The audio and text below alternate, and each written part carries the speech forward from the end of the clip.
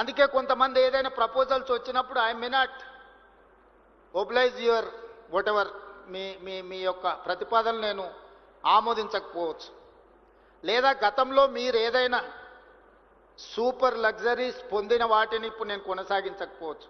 దాంతో మీకు సహజంగా కోపం వస్తుంది. స్పెషల్ ప్రివిలేజ్ ఉన్న వాళ్ళకి, వైల్డ్ కార్డ్ ఎంట్రీ ఉన్న వాళ్ళకి ఒకవేళ సడన్గా అట్లాంటి వెసులుబాటు లేకపోతే న్యాచురల్గా వాళ్ళ కోపం ఉంటుంది. అరే మేము ఇప్పటి వరకు చాలా ప్లాటర్ తినేవాళ్ళం, ఇప్పుడు మేము కూడా అందరితో పాటు లైన్లో నిల్చోవాల్సి వస్తుందని.